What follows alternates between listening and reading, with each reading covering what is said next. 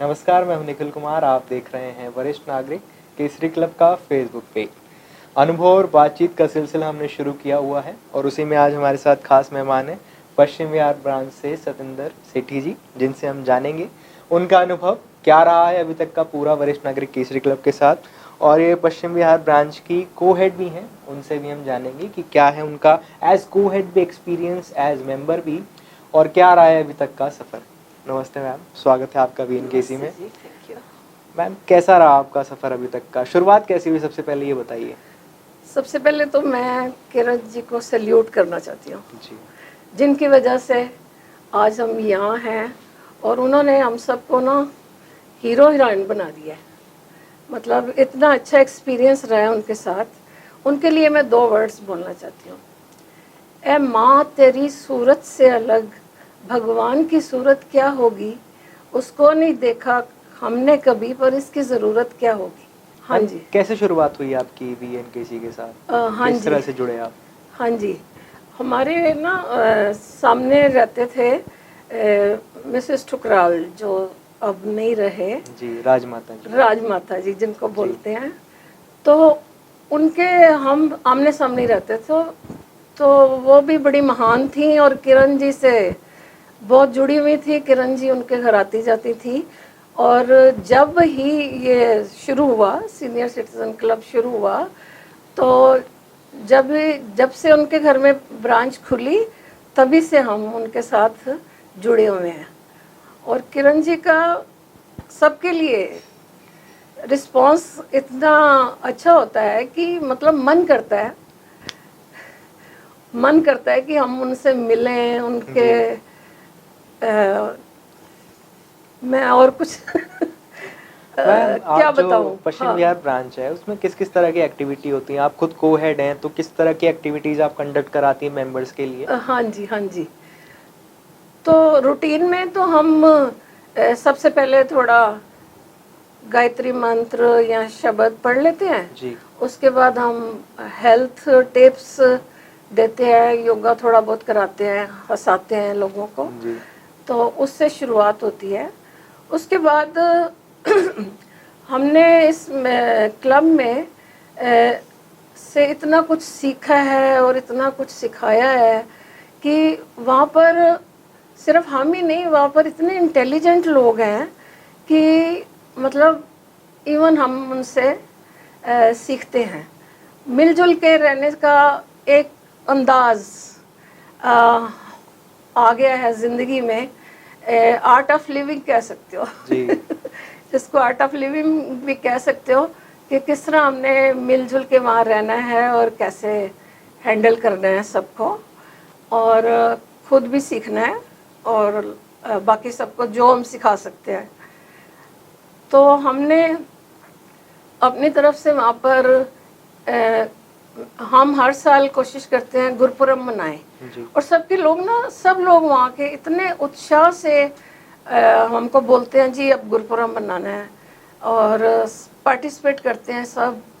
और इसके अलावा एक दफ़ा हमने वर्ल्ड ब्रदरहुड वालों को बुलाया, एक दफ़ा हमने वर्ल्ड हेल्थ वालों को बुलाया। वहाँ पर मतलब तरह तरह के प्रोग्राम, जितने भी हम लोगों को बता सकते हैं, हम अपनी तरफ से बेस्ट कोशिश करते हैं कि लोगों को जानकारी मिलती है इससे। कुछ हम हारमोनियम पे भी गा लेते हैं। डांस करना क्या मतलब अदा है, लोगों को हम कहते हैं तो अपना बर्थडे मनाओ। जो लोग घर में अपना बर्थडे नहीं मना सकते या मनाते भी हैं, तो जो इन्जॉयमेंट यहाँ के मिलती है जी।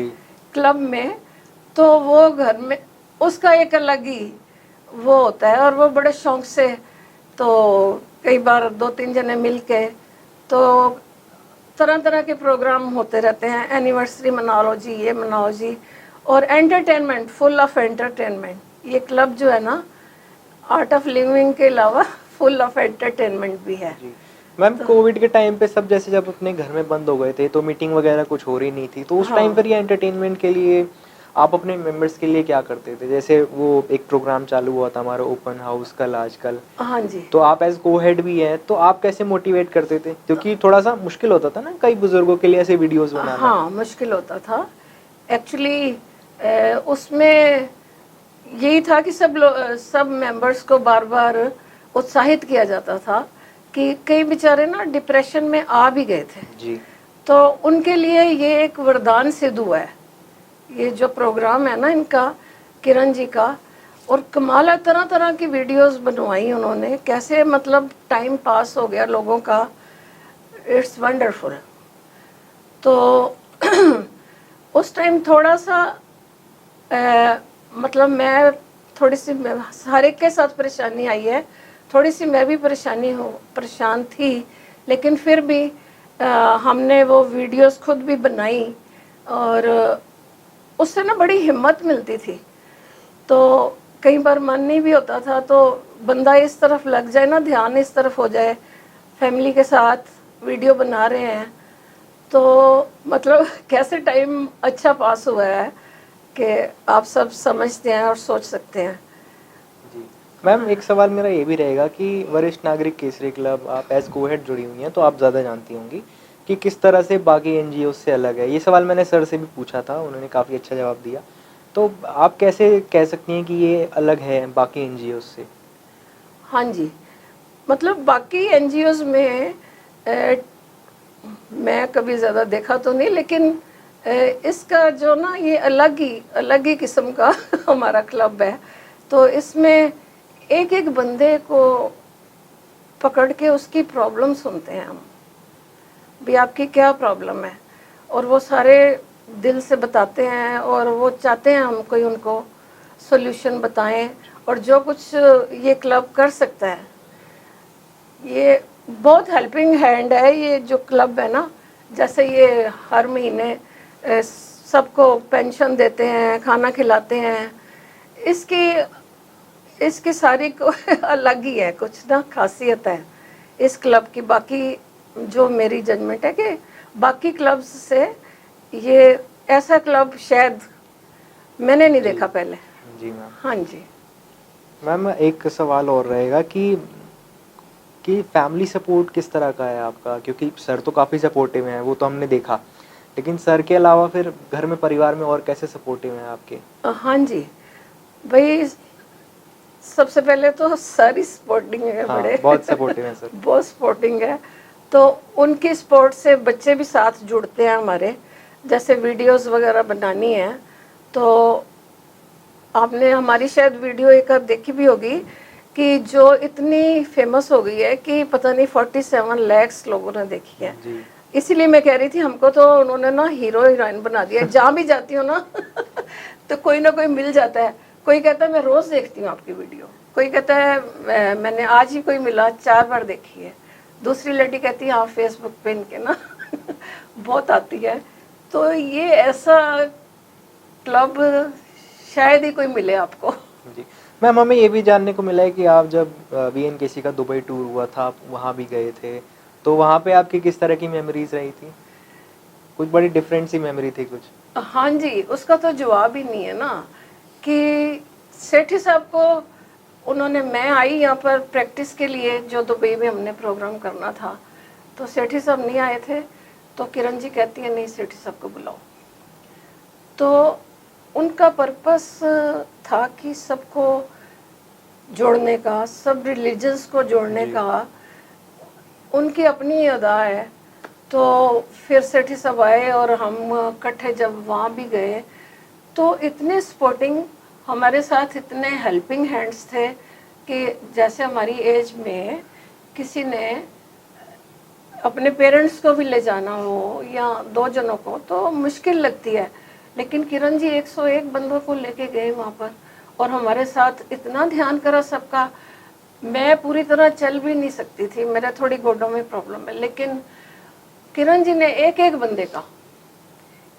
बंदे का इतना ध्यान करा कि हम भूल नहीं सकते। मैम हमें वरिष्ठ नागरिक केसरी क्लब से एक किस तरह की एजुकेशन मिलती है? खुद क्या सीखने को मिलता है? एज़ मेंबर आप अगर बताना चाहें तो। हाँ आपको जी। क्या सीखने को मिला वीएनकेसी से? हाँ जी, अ, उनका एक तो ओल्ड एज में कैसे जीना है हमने, मस्त रहो, व्यस्त रहो, लेकिन अस्त व्यस्त ना रहो। जी। लेकिन मतलब ये सबसे बड़ा ये कहने को तो इतनी सी बात है, लेकिन ये लाइफ में ये चीज़ें बहुत काम आती हैं जो हमने सीखा है ना क्लब से, कि कैसे बच्चों के साथ मिक्सअप होकर रहना है और कैसे हमने जीवन जीना है।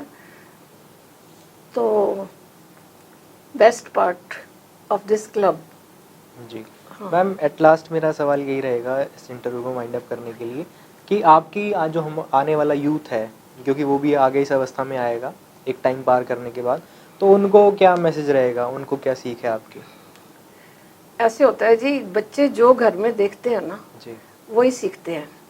तो अगर वो हमको देख रहे हैं ऐसे हमारे साथ मिलजुल के रहना है या बड़ों का ध्यान करना है कैसे, और आगे उनके बच्चे भी देख रहे हैं, तो हमने तो फिर यही सीखा है ना कि मिलजुल के कैसे रहना है और कैसे जीवन जीना है अपना, अपने ओल्ड एज कैसे हमने खुशी खुशी से करनी है, जी पार करनी है। जी जी जी हाँ जी। मैम, बहुत अच्छा लगा आपसे बात करके। तो इसी तरह के और इंटरव्यूज़ और ख़ास बातचीत हमारे मेंबर्स की आपके लिए लाते रहेंगे। तब तक के लिए देखते रहिए वरिष्ठ नागरिक केसरी क्लब का Facebook page. Thank you thank you जी, मैम। Thank you ji.